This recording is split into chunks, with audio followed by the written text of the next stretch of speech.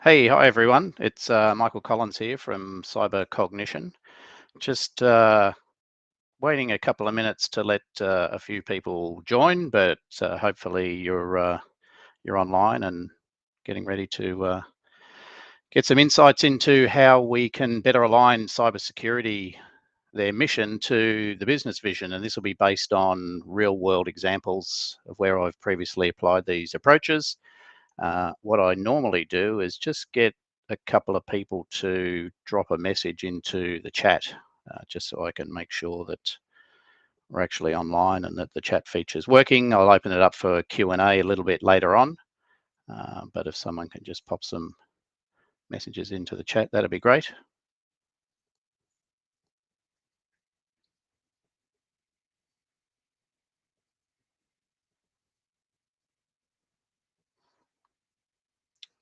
There's normally a little bit of a delay. We'll see if anything comes through. Not seeing anything at the moment. There we go. Thank you, Louise. Hello to you. Thank you to Nikki from sunny Melbourne. Hi to Andrew McKenzie, and hello to the to LinkedIn user, the anonymous. All right, that's great. So let's get right into it and talk about how we align cybersecurity mission to the business vision.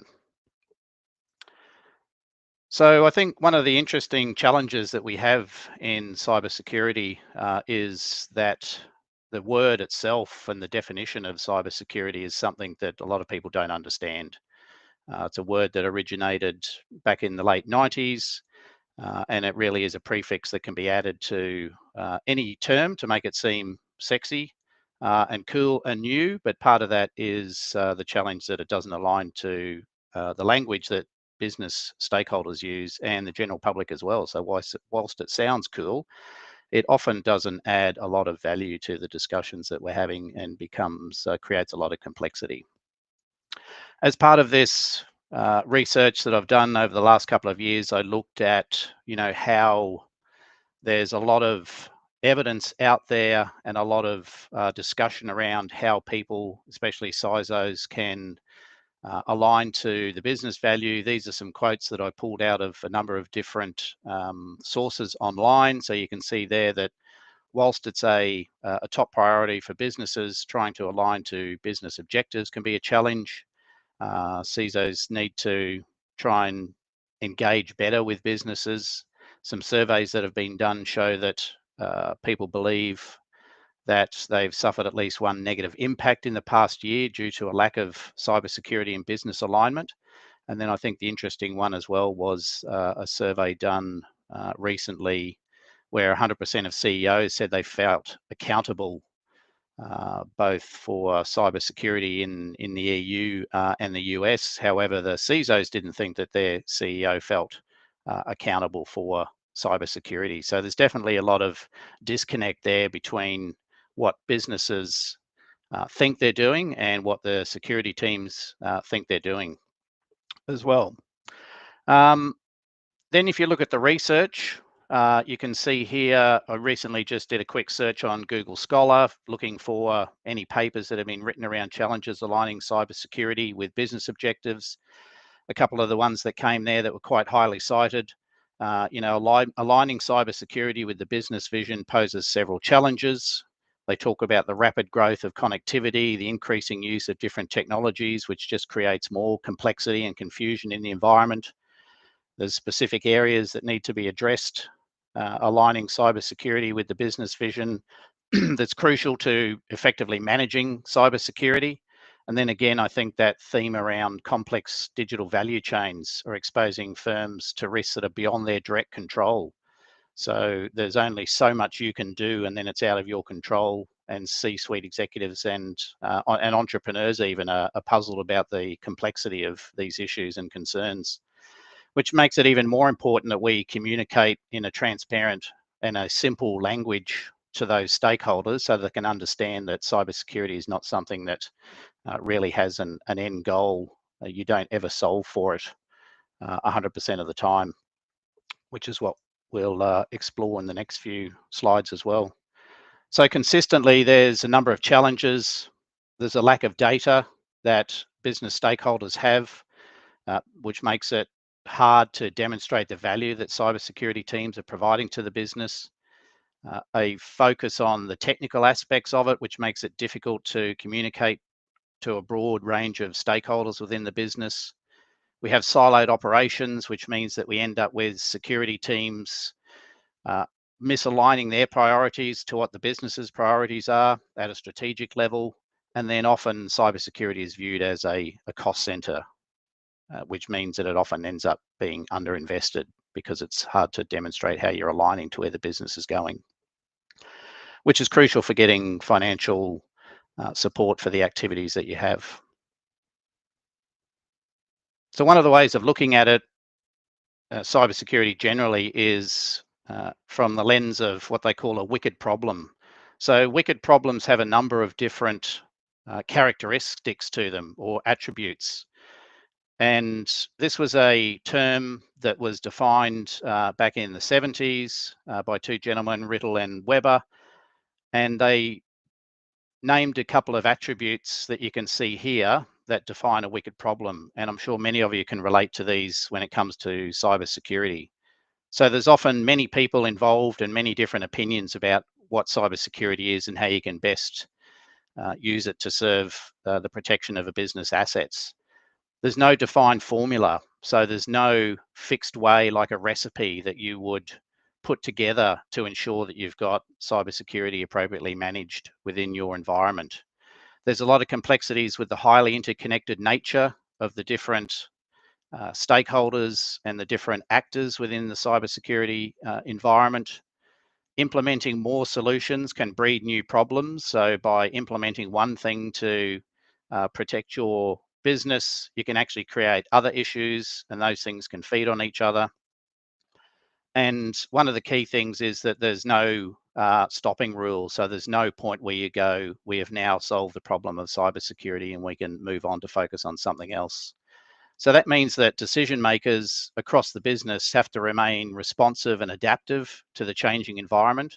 And they have to understand that because what we're trying to do here is in the context of a wicked problem, that it's something that you don't just fund once and then never have to fund again or focus on again.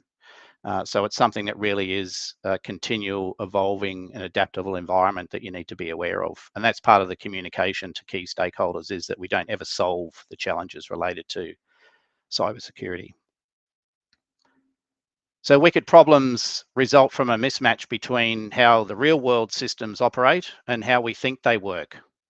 And I'm sure many of you know that there's probably a lot of stakeholders that you're dealing with today that don't understand that concept that we mentioned, those attributes about wicked problems and how cybersecurity aligns to that, and why we don't ever get to the point where we spend enough money on it and we can move on to something else.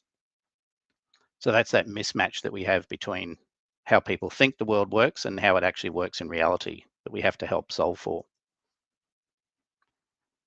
So what we also have is an environment which is what they call VUCA, which was the term that was coined in the US military a number of years ago.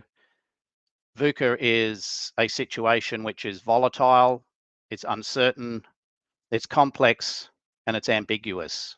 And that really is the world that we're living in today. However, what a lot of people are thinking or using in terms of how they think about it is what we call LAMO, which is a linear approach. It's what they call Anthropocentric, which is a human approach. It's very much a thinking that is aligned to a mechanistic way of solving for cybersecurity, and a thinking that it's all ordered and well structured and undynamic. And so what we have is this mismatch between the fact that the world is non-linear. Things happen for a number of reasons, not in a stepwise fashion. We have a situation where the real world is really agnostic about what we're trying to do from a cybersecurity perspective. So because there's so many different actors and characteristics of that complex system that we're working in, the real world doesn't care about how we think about it from a human-centered perspective. It really is just an emergent property of the things that we do collectively together. The real world's adaptive and organic. It's always changing. The bad actors are always changing. They're never relying on the same tactics and the techniques. They're continually updating the way they attack organizations and assess organizations. Yet we tend to think in mechanical ways. We talk about the universe being like clockwork, that the mind is like a computer, but that's actually not how things work. And the real world is networked and complex, and often there's random events that happen that we have no explanation for how things work, but yet we often think in a way that we can put things into a nice neat box. And therefore, if we could just get everything working right, we'll never have to deal with anything that changes again. So one of the key biases that we should be thinking about is that there is this disconnect between how we think the world works and the reality of how it actually works. And in between that view that we have and the reality of the way that the world works is what's called reality bias, because we have mental models, each of us individually, based on our behaviors, our experience, and our biases that affect how we think about the real world. And so because we each have individual mental models, we need to try and align collectively across our organizations to make sure that our mental models are aligned to what we need to do from a cybersecurity perspective, and that those are aligned to what the business is trying to achieve as well.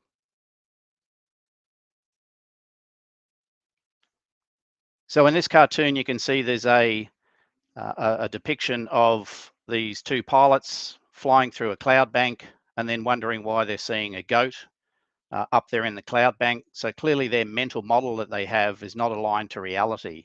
And there's probably a unfortunate event that's possibly going to happen quite soon.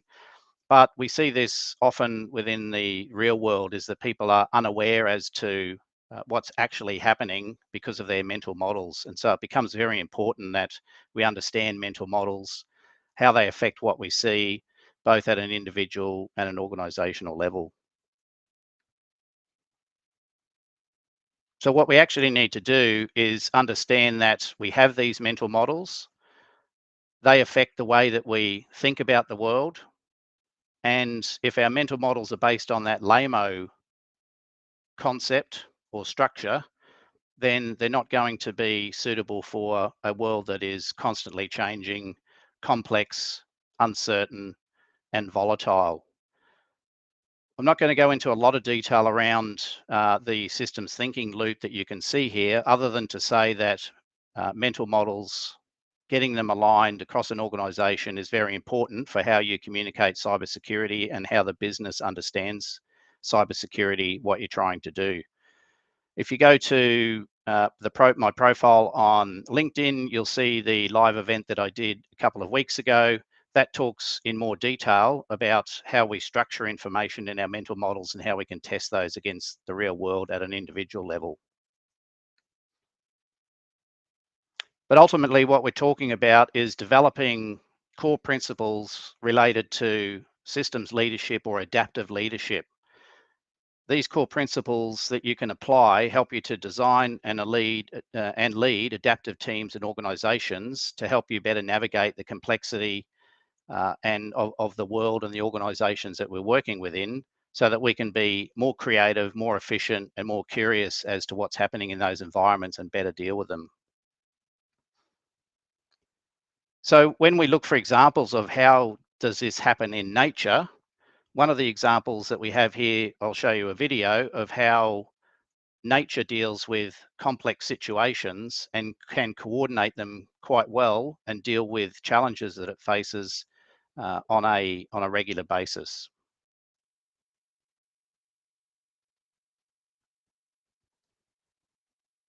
So what you're seeing here is what they call a murmuration of starlings. This is hundreds and possibly thousands of starlings flying together in a seemingly coordinated fashion, trying to avoid being attacked by predators, by hawks. And you can see there that it's very complex. The birds seem to know from on one side of the flock what's happening, where the other birds are flying. It seems to be very well coordinated and very well structured. So this is a complex environment where you've got hundreds and thousands of agents in the system, all working together, coordinating their actions to get a positive outcome.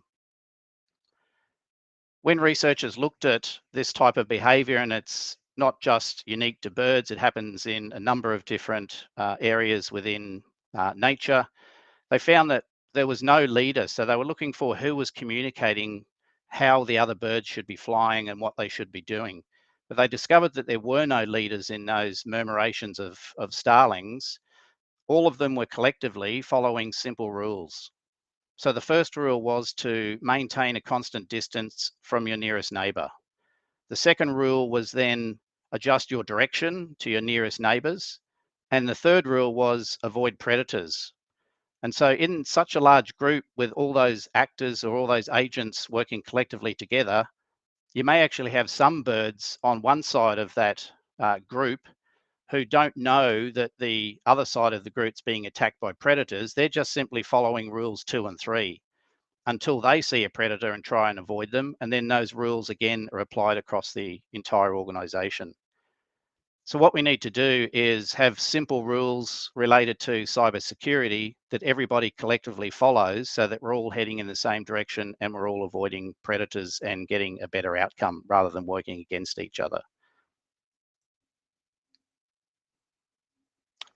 So how do we apply that in our organizations today when it comes to cybersecurity? And it's not just cybersecurity, you could actually apply this thinking in any of the functions that an organization does. But basically, we've got how individuals think at an individual level. So systems thinking applied to individuals results in more complex and robust ways to understand the complexity of the environment that you're working in. What we want to do is apply those same rules from the context of systems leadership so that our organizations behave more like those superorganisms that we saw in the previous video, to allow people to self-organize, to learn and adapt to the changing environment and not have to wait for orders and directions from higher up in the chain. So enabling people to be more autonomous, giving them the simple rules of how they need to act and adapt, and then allowing them to do that. So one of the key challenges I think we face is that we think that cybersecurity is something that we implement, that it's a solution, that it's a tool or a product. But what it actually is, I believe, is it's an emergent property of a complex adaptive system, which is the organization that you work in, and how well you secure your cyber uh, space, if you like, is simply a result of how you think collectively as an organization, the decisions that you make, and the actions that you take following those simple rules.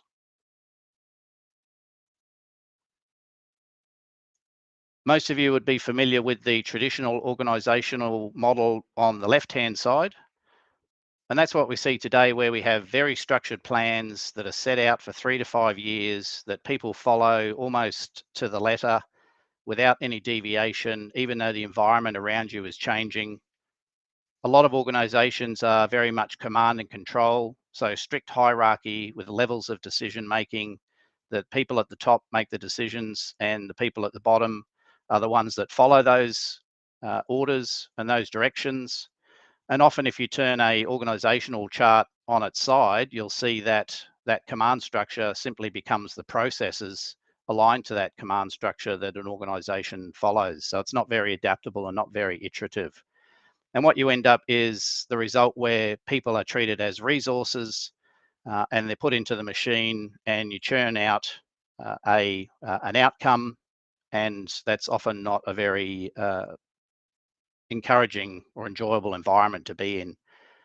So what we need to do is move more towards that flock-like organization model of the birds, where they have a vision of what they want to achieve. they're all aligned to the simple rules of how their mission works, which is about survival. They have capacity and a capability to do what they need to do, and they learn and adapt continually from feedback that they get from their environment as to how well they're doing. And so moving from that traditional clockwork-like model to a flock-like model is something that becomes very important for teams and businesses if they want to remain adaptable to the changing environments. And so let's dig a little bit deeper into that model. So there's 4 patterns, if you like, of how that model works. The first one is that you must have a vision. So most businesses have a desired future state or a goal for where they want to get to.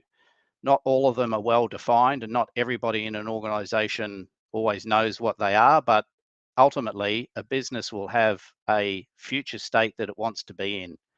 And so it's about understanding what that future state is, what that goal is, and then how you align cybersecurity to help the business achieve that vision. The mission is really about those simple rules, the repeated actions that you take that support the vision. Capacity is about building mission critical systems and capability that support your ability to do the mission, which aligns to the vision. And then learning is having continuous feedback loops to see how well what you're doing in your mission is aligning to the vision, and then being able to adjust and adapt. And then the culture of the organization becomes those shared mental models, the VMCL together, that drives the organizational behavior.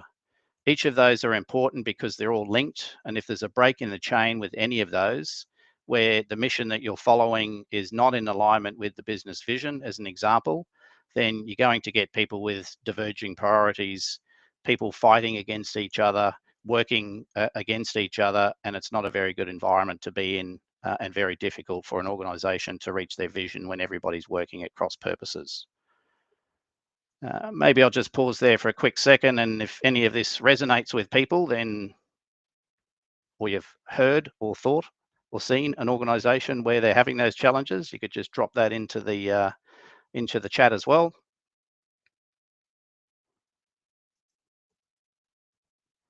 So let's dig a little bit deeper into how you put some checks in place and some measures for understanding whether you've got the right vision, mission, capacity, and learning in place. So the vision should depict a future state. It should be a place that you want to be in the future, with clear goals of how you want to be there and what that vision looks like. It should be intrinsically motivating for people. They should feel that the work that they're doing on a daily basis aligns to that vision. And your vision should be short and simple. Sometimes you see vision statements and visions on company websites that are, half a dozen paragraphs long. Very hard to actually work out what they want to do and where they want to be. So being short and simple is something that's ideal. It should be measurable. So you should know when you're achieving your vision and whether you're there or not. If you want to drive from one side of Australia to the other, from the East Coast to the West Coast, you ideally would want to have a vision of where you want to be. So you might be driving from Sydney, you want to get to Perth. That's your vision. So it should be very clear. You're either in Perth or you're not. It's no point in landing in Broome and going, well, that was near enough, so we've achieved our vision. It has to be very measurable and clear for people what you're trying to do. And it should live in their hearts and minds. So everyone should be committed to doing exactly what the vision is that you're trying to achieve and know where they're going. The second one is the mission. So this is the actions that you do repeatedly on a regular basis that are aligned to the vision and help it materialize. The mission should also explain who does what for whom. So people are clear on what they're doing as part of their function within the business. They know exactly what they're doing on a regular basis and a continual basis to ensure that they're bringing about the vision that the organization's trying to achieve. And again, it should be measurable. It should also live in their hearts and minds, so that, again, they know exactly what they're doing, how they're doing it, and why they're doing it. And that's the best way to get buy-in from your teams. And the last one is that your mission moments should be sacrosanct. So that means that they should be cherished, and prioritized, and they should not be things that you would deprioritize for some other activity or request or desire that another part of the organization has that doesn't align with the mission and the vision. So it saves you getting distracted from doing busy work that isn't actually helpful.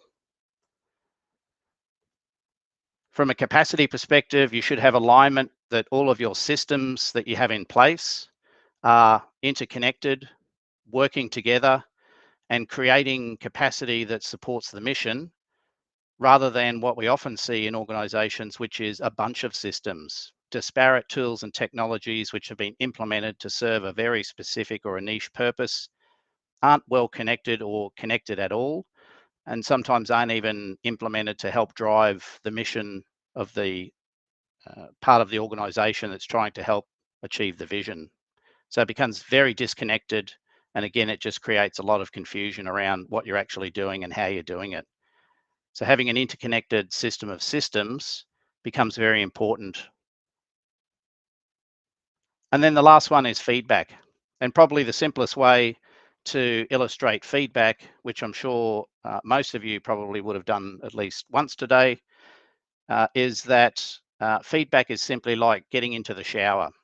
So when you get in, you don't normally just crank the water on and jump straight in. You put your hand in, you get some feedback. Is it too cold? Is it too hot? You adjust until you get it to the right level of temperature, and then you know that you're achieving your goal and you can get into the shower and complete your mission. So that's aligns to that model, the systems thinking loop of what you want to achieve, testing your model against the real world, getting that feedback, and then adjusting based on the information that you get as a result of that. And so how do we do that in reality? So don't get a migraine trying to squint at this diagram. It's quite complex. I'm going to zoom into each of these parts as we go through it. What I'm using here is a fictional organization to keep the names of the people that were involved in the real organization anonymous.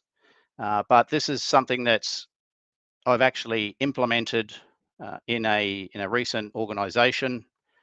And what you see here is the vision on the right-hand side, how it's all interconnected through the cybersecurity team, what their functions are that they do on a regular basis, and then we'll talk about how you align that to the capacity, which is your mission critical systems, how that then relates to the work that the team does, and then the feedback, those information and data that you get back from your systems to see if you're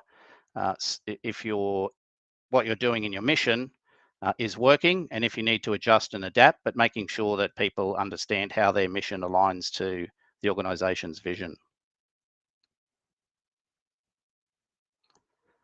So if we look here, we've got a fictitious bank that's called Lorem Ipsum.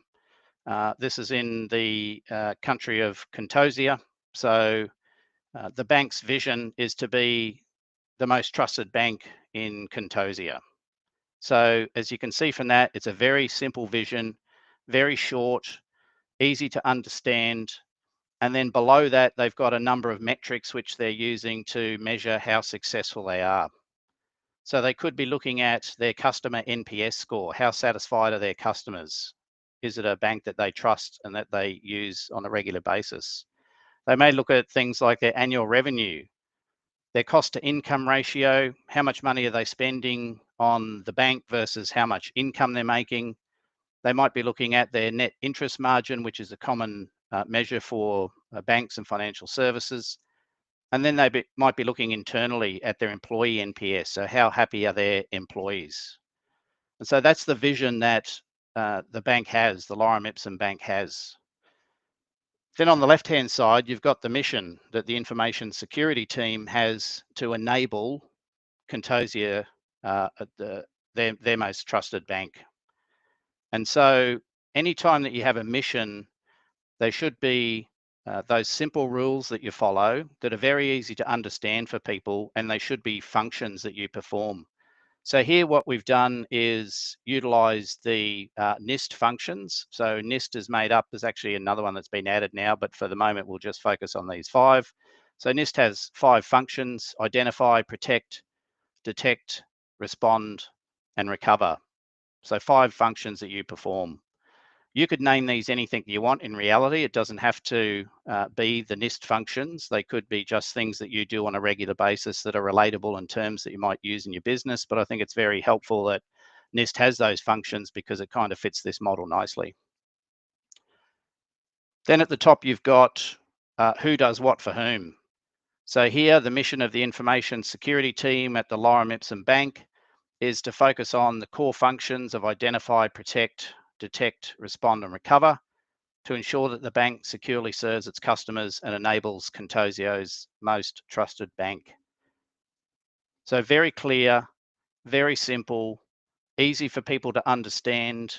Rather than using technical terms or cybersecurity specific terms, most people from the lunchroom to the boardroom understand the words identify, protect, detect, respond, and recover.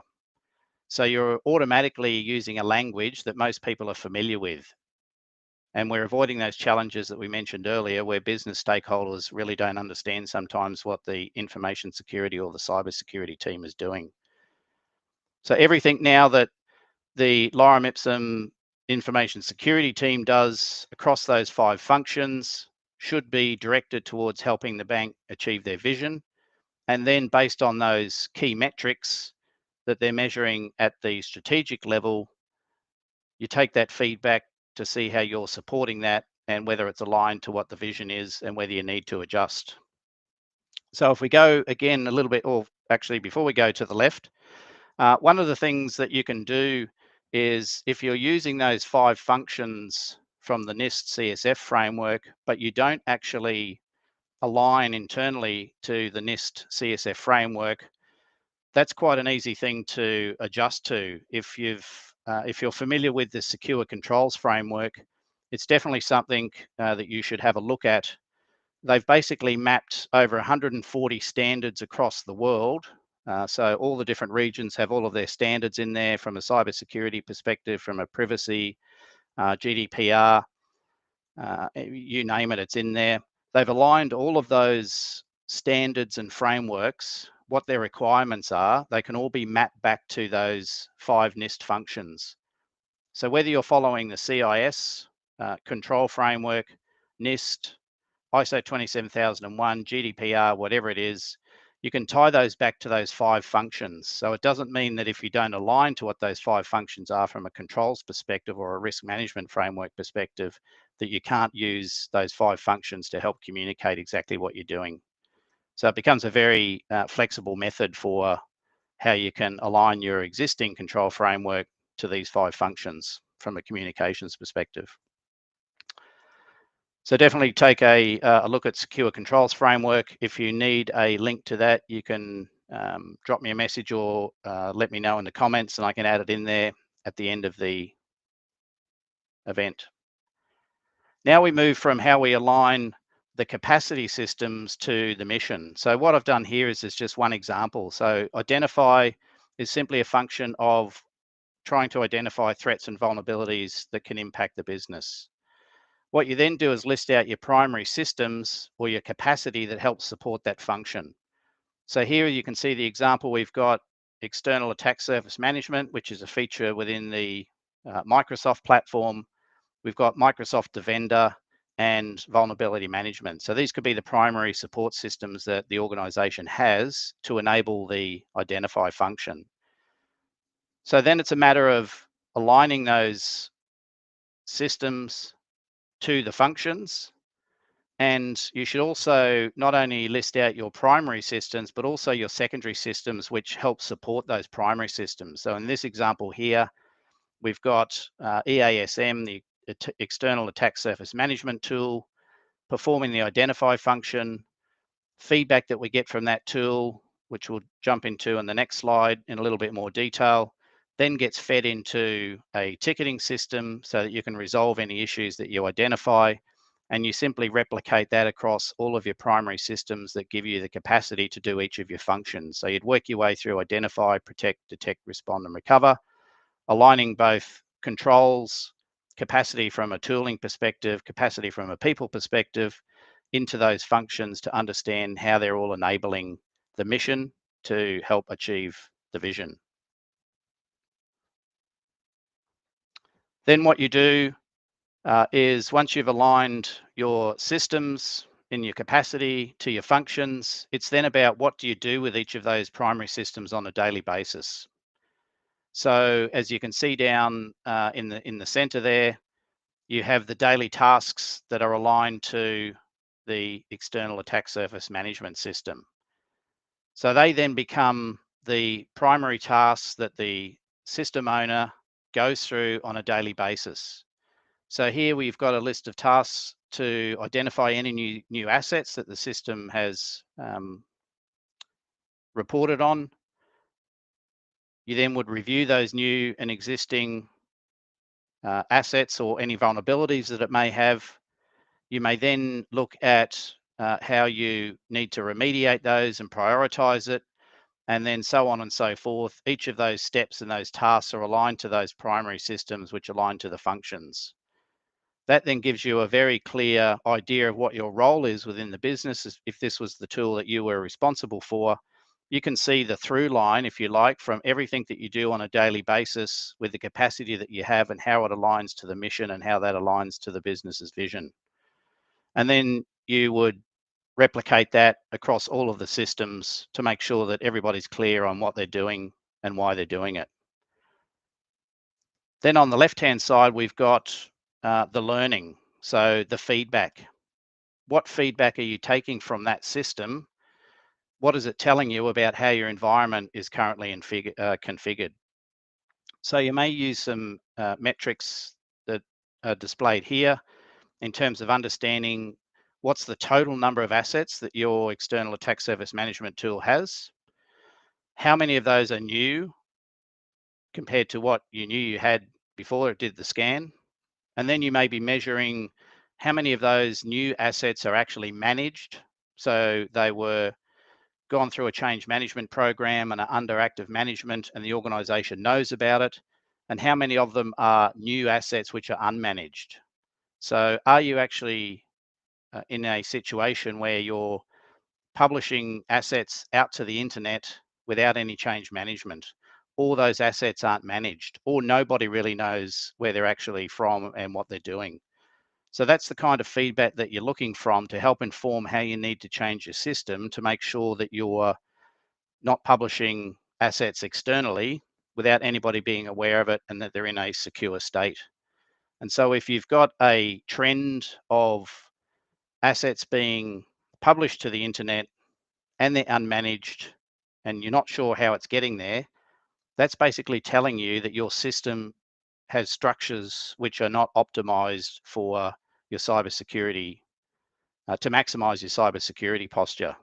And so that's when you need to use that information that you're getting back to change your mental model across the organization to make sure that you're not continuing to do that, that you're moving people towards a process which makes sure that the assets are managed and they don't have vulnerabilities and that they're going through a proper change management process. So again, you replicate that approach across all of your primary systems, listing out what the key tasks are that people need to do and making sure that you're getting that information fed back and that it's changing the way that you're working if it's not optimizing your cybersecurity posture.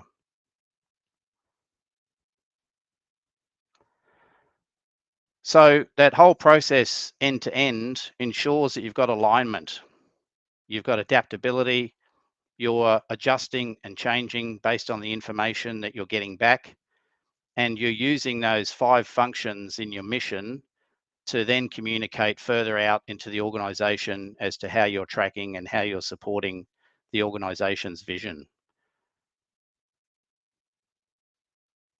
And so how are you communicating that to the organization? Here's some examples that I've used previously to help make sure that you're getting alignment across the business. So one of the things you do when you're starting to plan out your roadmap in this example for financial year 24 is you use the functions that you have and simply color code the activities that you're undertaking throughout the year so that people are understanding that when you're talking about a theme, whatever it might be, it could be a zero trust implementation, it could be upgrading a firewall, it could be bringing on a new threat intel provider, you're using the terminology around how that function of identify aligns to what you're doing, and you're color coding it as well, because people love colors and it's great for visual effect as well. So people can start to get into the habit of seeing when you've got a theme in the roadmap that's blue and it's labeled with identify, they know that that's about identifying threats and vulnerabilities. So it makes communication much easier rather than telling people you're onboarding a new threat intelligence service. So again, simple language, people can understand, used continuously to help build that mental model around what each of those functions are. Then from a planning perspective, we talked earlier about VUCA, constantly changing environment, uncertainty and volatility. Instead of building out that traditional approach of having a 3 to 5 year plan that's fixed and you don't change, you can look at having an annual program with those themes, but break it then down into a quarterly program. So you've got the ability to flex from a quarterly perspective. If the threat environment changes and you need to pivot to one of the other themes, you're able to do that. And then break your quarterly programs down into weekly sprints so that you're continually talking with the teams that are implementing any of those activities, adjusting if you need to, understanding where they are and remaining adaptable and flexible. And then doing a planning session at the beginning, a retro at the end, so you can take any lessons learned into the next quarter. And again, having that approach of being flexible and adaptable and learning based on feedback rather than waiting till the end of the year to do a lessons learned. The other beauty about adopting a model like this is that when it comes to budgeting or financial requests for support for budget, having a simple approach where you're putting your costs into the 5 functions that you perform, again, gives people an easy visual representation of where you're spending your money. In this example here, it could be spending over 3 years. So you can see in year 1, which is the bar on the left, in this example, they were spending more money on identify than they were on protect or respond or recover.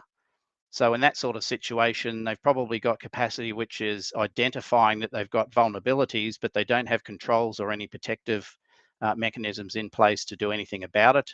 And then they're probably underinvested in being able to respond to those and to be able to recover. And so in year 2, you can then communicate to the board or to management, we need to continue to spend a little bit more on identify. Maybe you have some additional technologies or capabilities you need to implement, but we definitely need to spend more money in the protect function because we want to put in better controls that prevent us having to do a lot of detection and response to take some of the ease off the SOC. And then in year 3, you're starting to get to a point where, again, you're implementing a little bit more on identify, doing some minor uplift in protect, and maybe spending a little bit more in the detection and recovery areas of the business. So it's an easy visual representation using simple, well understood words to help communicate where you're investing your money and why you need to do it. Then finally, again, using those simple rules, using the same colors and the same terms, you can then start to build that into your monthly security reports. So each section in your report is labeled with the function that technology or tool or project is aligned to. And again, it just helps give you that simple, easy language that people understand, that becomes familiar. And then before you know it, people start asking, what are we doing in the detect function? How are we going from response and recover? Do we need to spend more money there? Rather than using that technical language that's complex that people can't understand. So that feeds right through from a strategic level, where you're talking about your themes, how you're breaking it up, how you're spending your money, and then reporting on it is all consistent terminology with those simple phrases that people understand at both a strategic, operational, and tactical level. So what does this approach mean for leaders of organizations? Ultimately, what it does is make sure that everything you're doing within your teams and across the business is adaptive, it's continuous, it's aligned to the business, everything's connected, and as things change, which we know they do, whether it's internally within your organizations or externally with the threat environment, you're continually remaining flexible and adapting rather than being locked into a strategy and a roadmap that's not sufficient for what you're seeing either internally with changes to your organization or externally to the threat environment.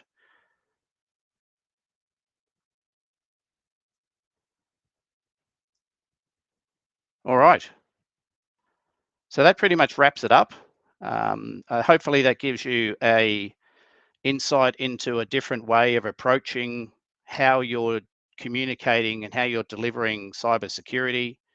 The feedback that I've had from the team at the time where we implemented this is that it becomes very clear to them what they're doing on a daily basis and how it contributes to what the organization is trying to do. It's very good for getting you that clarity. People know exactly what they need to do, when they need to do it, and they're empowered to be able to make decisions based on the information that's changing. And I'll probably then just open it up to any questions in the chat.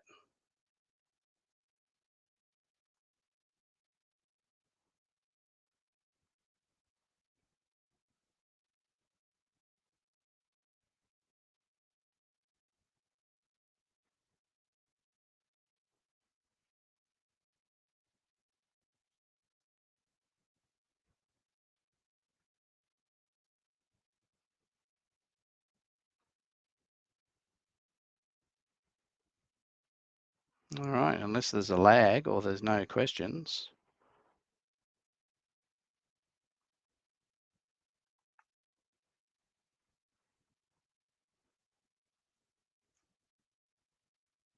Vince gave it a clap. He was happy. That's good. Thank you, Vince.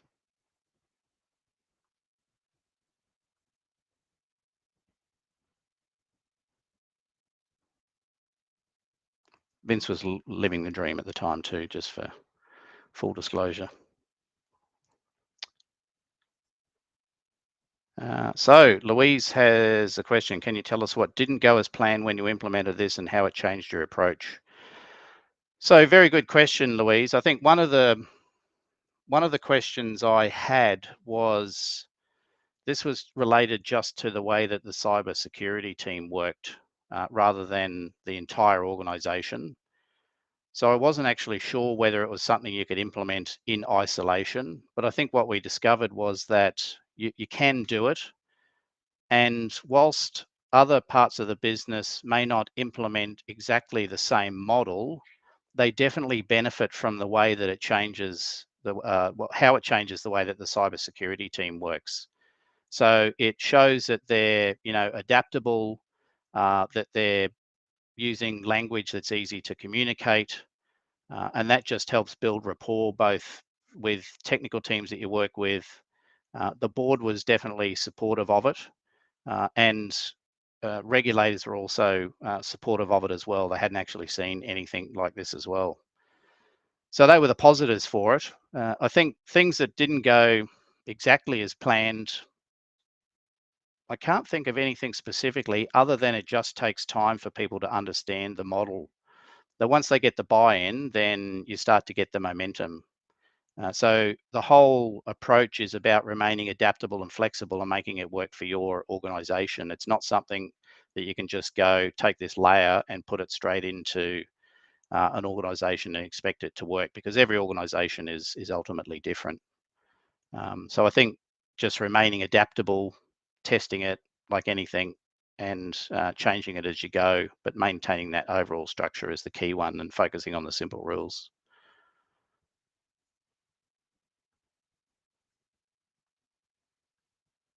Yeah, so Anoop, like the SCF, it is a free resource. It's been around for a number of years. I think if you just go to securecontrolframework.org, maybe, it will have a area where you can download the spreadsheet. They have built a tool around it now, but you can download the spreadsheet and do that mapping. Let me just pull up the link and I'll share it in the chat. But it is an extremely handy resource to do that mapping.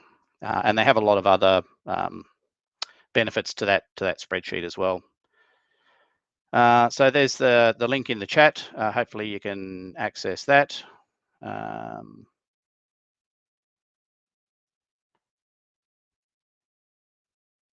Nikki's asked, business goals often focus on growth, innovation, and customer satisfaction, while cybersecurity aims to protect assets and mitigate risks. How can you best balance these differing priorities? I would suggest that they're not differing. So, for example, customer satisfaction, if you look at the Contosio example, they want it to be the most trusted bank. So one of the ways you can be a most trusted bank is in the event that you do have a security incident, that you have very mature, well structured and tested processes for how you respond to a cybersecurity incident that your bank may have. Or any organization may have. So your cybersecurity team and how you deal with an incident plays a very big role in building that customer trust. Innovation could be an example of how you implement easier, more secure authentication mechanisms for your customers. So again, they trust that you're a forward-thinking bank. You've got secure authentication methods that don't create friction for them. So it's how you align all of those external facing measures, if you like, to what you're doing from a security perspective. And then obviously growth is a key one as well. If businesses are in a growth phase, how do you make sure that your capacity and your capability aligns and scales with the business from a security perspective? So it just takes a little bit of thinking to work out how you align that mission to the vision, but it's definitely something that you can do. Frank has a question. What happens after showing the data to the business on lower spend on response and recover compared to identify? It will depend on what they've actually got in place to perform those functions. So one of the ways I've used that is to say that, we're only doing a incident response scenario once a year. If we want to, and we're spending, a disproportionate amount of money on detection. So we're basically saying in that scenario, if there's a big difference between those two, we're just relying on detection to make sure that we can stop any attacks happening, but actually we haven't tested our ability to respond and recover in the event that something gets through the detect phase or that the controls in the protect phase aren't working. So we should try and balance that a little bit more and not rely on one function to be the savior of the organization. So you can use that to help craft the narrative and that visual using that simple bar graph to say we can either continue to spend more money on the front loading of detection, protection, and identification, but in the event that something will come through, and it will because we're in a VUCA environment, there's no such thing as 100% protection, we need to spend some more money on response and recover. And so having that visual, having the narrative and how it aligns to your request is much simpler when you've got that all tied together and you're using that simple language.